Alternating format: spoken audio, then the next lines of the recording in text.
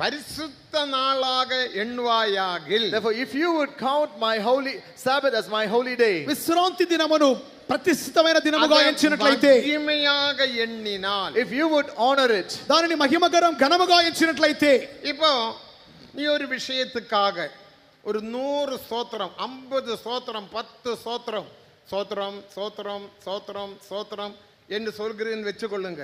அது மகிமையாக செய்து பாருங்கள். suppose you offer 10 or 50 or 100 praises saying praise the Lord, praise the Lord. Try doing it honorably or try doing it gloriously. ఉదాహరణకు ఒక 10 స్తోత్రములు, 50 స్తోత్రం, 100 స్తోత్రం చేస్తున్నారు అనుకోండి, వాటిని మహిమకరముగా స్తోత్రించి చూడండి. மகிமையாக நீ செய்தால் கர்த்தருக்குள் மனமகிழ்ச்சியாயிருப்பாய். If you would do it gloriously, you shall delight in the Lord. మహిమగా చేసినట్లయితే నీవు దేవుని యందు సంతోషించెదవు. நீ இவ்விதமாக இப்ப ஆங்கிலத்துக்கு, கணக்குக்கு, மற்ற பாடங்களுக்கு ஸ்தோத்திரம் ஸ்தோத்திரம் ஸ்தோத்திரம் ஸ்தோத்திரம் என்று சொல்றீங்கன்னு வெச்சுக்கொள்ளுங்க, செய்து கொள்ளுங்க. அப்போது உன்னுடைய மனதில் பெரிய ஒரு பிரகாசம் உண்டாகும். Suppose you offer praises for your subjects for English or for mathematics, you may do it, and when you do that, there shall be a great enlightening or there shall be a great shining in your mind. మీకు చదువుల నిమిత్తమై, ఆంగ్లం నిమిత్తముగానో, గణితం నిమిత్తముగానో మీరు బాగా స్తోత్రం చేసి చూడండి, మీకు మనస్సులో ఒక గొప్ప వెలుగు కలుగును. அந்த மனதில் பிரகாசம் வரும்போது, when there comes that shining in your mind, ఆ మనస్సులో ప్రకాశము కలిగినప్పుడు, ரோமர் 1 21 22 வசனங்கள், Romans chapter 1 verses 21 and 22, రోమా 1వ అధ్యాయం 21 22 వాక్యములు, அந்த பிரகாசம் உன்னுடைய மனதுக்குள் வரும்போது, when that light comes into your mind, ఆ యొక్క వెలుగు నీకు మనస్సులో కలిగినప్పుడు, உன்னுடைய இருதயத்தில் ஒரு பெரிய மகிழ்ச்சி உண்டாகும். there shall be a great joy in your heart. నీ హృదయములో గొప్ప ఆనందము కలుగును. அந்த மகிழ்ச்சி தான் உன்னுடைய சரீரத்திலே ஆரோக்கியமும் உன்னுடைய ஆத்மாவிலே ஆரோக்கியமும். And that joy is what turns into health in your body and also in your soul. ఆ యొక్క ఆనందమే నీకు జీవములోను శరీరములోను గొప్ప బలముగా మారును. அந்த ஆரோக்கியம் உனக்கு வரும்போது, and when that health comes to you, ఆ యొక్క ఆరోగ్యం నీకు కలిగినప్పుడు, நீ படிக்கிற பாடங்கள் எல்லாம் உன்னுடைய மனதில் பதியும். all the subjects that you study you shall memorize them. నీవు చదువుచున్న పాఠములన్నీ నీ జ్ఞాపకములో ఉండును. நீ பரீட்சா ஹாலில் இருக்கும்போது, when you are in the examination hall, నీవు ఎగ్జామ్ హాల్లో ఉన్నప్పుడు క్వశ్చన్ పేపర్ பார்த்த உடனே நீ பார்க்க கூடாது. பார்த்தா எல்லாம் மறந்து போய்டும். the moment you get your question paper, you should not look at it immediately, which if you do, you may forget the answer. Question paper ఇవ్వగానే వెంటనే నువ్వు దాన్ని చూడకూడదు, చేస్తుంటే అన్ని మర్చిపోవద్దు. பயம் இல்லாமல் ஹால் டிக்கெட் எடுத்து அந்த ஹாலுக்குள்ள பயம் இல்லாமல் போன மனதுக்குள்ள ஸ்தோத்திரம் ஸ்தோத்திரம் ஸ்தோத்திரம் ஸ்தோத்திரம் ஸ்தோத்திரம் சொல்லிக்கொண்டே இருக்கணும். You should take the hall ticket and without fear, if you want to enter into the examination hall, you should keep saying praise the Lord in your mind. Hall ticket తీసుకొని ఎగ్జామ్ హాల్లో వెలుటకు ముందుగా స్తోత్రం స్తోత్రం అని చెప్పుకుంటూ ఉండాలి. செய்த பிறகு கேள்வித்தாள் கொடுப்பாங்க.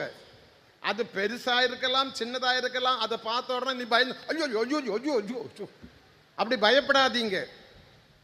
அது வாங்கின உடனே 2 கரத்தையும் இப்படி வைத்து ஒரு 10 ஸ்தோத்திரம் ஸ்தோத்திரம் ஸ்தோத்திரம் ஸ்தோத்திரம் ஸ்தோத்திரம் செய்து பாருங்க. அப்ப உன்னுடைய மனதில் வருகிறதான சில போராட்டங்கள் உண்டு. என்ன போராட்டங்கள் என்று கேட்டால், சிந்தனையின் போராட்டங்கள், கவலையின் போராட்டங்கள். 2 கொரிந்தியர் 10ஆம் அதிகாரம் 3ஆம் வசனத்திலே போராட்டங்கள் உன் மனதுக்குள்ளே வந்துவிடும். There shall come conflicts in your mind, but if you keep saying praise the Lord, when you get a question paper, you should not immediately look into it, but place your hands on it and offer at least 10 praises. But there shall come conflicts in your mind and also in your conflicts of worries in your mind. 2వ కొరింథీయులు 5వ అధ్యాయం 3వ వాక్య ప్రకారముగా మనకి మనస్సులో పరిమితమైన భారములు పోరాటములు కలుగును. మీరు స్తోత్రం చేసినట్లయితే అవన్నీ తొలగించబడును.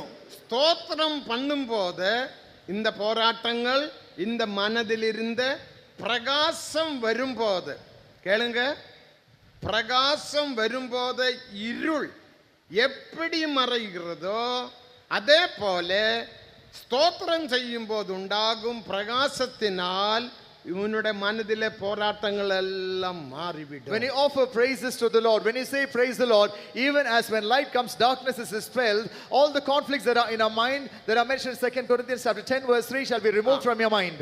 ఏ విధముగా ప్రకాశము కలిగినప్పుడు అంధకారం తొలగించబడును, మీరు స్తోత్రించుచున్నప్పుడు మీకు మనస్సులోని ప్రకాశములు తొలగించబడును, మీకు అంధకారం తొలగించబడును.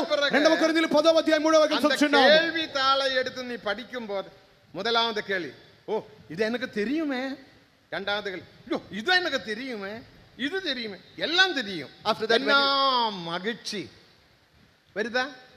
நீ இப்படி சோத்திரம் பண்ணாவிட்டால் உண்ட மனதிலே சில போராட்டங்கள் வரும். எல்லாத்துக்கும் வசனம் உண்டு, எடுத்து சொல்ல நேரம் இல்லை.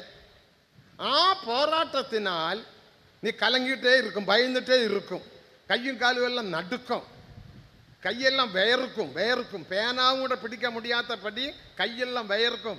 கை வேர்த்தவங்க எத்தனை பேர்கள்? கரங்களை உயர்த்துங்க. உண்மை. Those who sweat in your palms, put up your hands because of your nervousness. உண்ட கை வேர்த்ததுண்டு.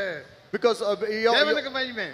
அப்ப கை வேர்க்குன காரணம் ஒரு பயத்தின் ஆவி உனக்குள்ள கிரியை செய்கிறது. The reason for you to sweat in your palms is that a spirit of fear is working in you. ఒక భయపు ఆత్మ మీలో క్రియ చేస్తున్నందు వలన మీకు చేతులు చెమటలు పుట్టును. స్తోత్రం பண்ணும்போது அந்த ஆவி வெளிச்சம் வரும்போது இருள் எப்படி மறைகிறதோ, சுவிட்ச் போட்ட உடனே வெளிச்சம் வந்தாச்சு, இருளே போ, இருளை போ சொல்ல வேண்டிய அவசியம் இல்லை.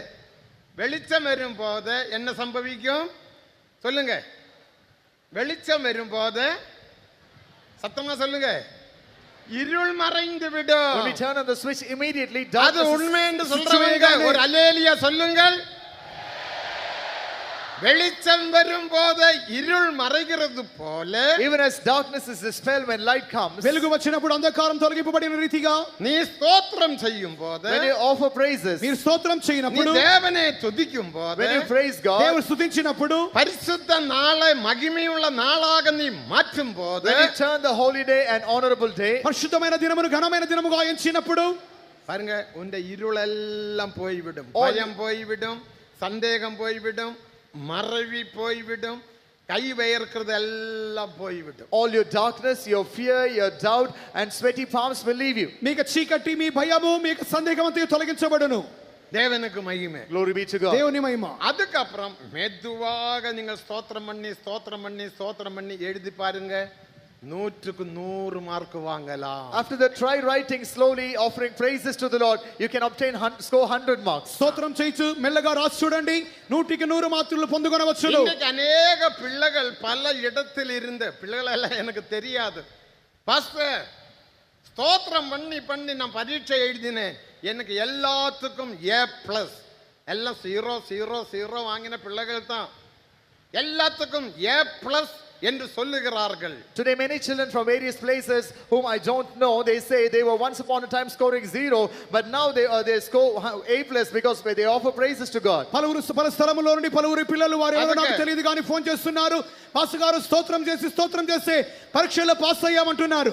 இதுதான் தாவீதினுடைய அனுபவம். This is the experience of David. ఇదే దావీదు యొక్క అనుభవం. 34ஆம் சங்கீதம் 1ஆம் வசனத்தை வாசிக்கும்போது, Reading from Psalm 34 the first verse, 34వ కీర్తన 1వ వాక్యమందు, கர்த்தரே நான் எக்காலத்திலும் ஸ்தோத்திரிப்பேன், அவரே துதிக்கும் துதி என் வாயில் இருக்கும். I will bless the Lord at all times, his praise shall continually be in my నేను mouth. ఎల్లప్పుడూ యెహోవాను సన్నుతించెదను, నిత్యము ఆయన కీర్తి నా నోట ఉండును. அவரே துதிக்க பரிசு ஓய்வு நாளே மகிமையாக என்ன சத்துருக்கள் சிதறி கொண்டு போவார். The more we keep praising God, the more we count the holy day and honorable day, the enemy shall get scattered. అధికముగా స్తుతించగా, ఈ విశ్రాంతి దినమును ఘనమైనదిగా ఎంచగా శత్రువులు పారిపోవును. இதுதான் தெய்வீக பிரமாணம். This is the divine law. ఇదే దైవ నియమము. ഒന്ന് വാസിங்க, 1 தெசலோனிக்கர் 4ஆம் அதிகாரம் 5ஆம் அதிகாரம் 18ஆம் வசனத்தை வாசிக்கும் போது, Reading from 1 Thessalonians chapter 5 verse 18, మొదటి తెస్సలోనికైలు 5వ అధ్యాయము 18వ వాక్యమునందు, எல்லாவற்றுக்கும் ஸ்தோத்திரம் பண்ணுங்கள், இப்படி செய்வது கிறிஸ்து இயேசுவுக்குள் உங்களை குறித்துள்ள தேவ சித்தம். In everything give thanks, for this is the will of God in Christ Jesus concerning you. ప్రతి విషయమందు కృతజ్ఞతాస్తుతులు చెల్లించుడి, ఇలాగు చేయుట యేసుక్రీస్తునందు మీ విషయములో దేవుని చిత్తము. அதனால ஸ்தோத்திரம் பண்ணுகிற விஷயத்தில் நீங்கள் அலட்சியம் பண்ணாதீர்கள். Therefore don't despise the matter of giving thanks to God or కావున offering praises. స్తోత్రం చేసే విషయములో నిర్లక్ష్యముగా ఉండవద్దు. ஸ்தோத்திரம் ஸ்தோத்திரம் ஸ்தோத்திரம் சொல்லும்போது அந்த இடத்தில் தேவனுடைய மகிமை வந்து இறங்குகிறது. When we say praise the Lord, the glory of God descends in that place. స్తోత్రం చేయించినప్పుడు దేవుని మహిమ దిగును.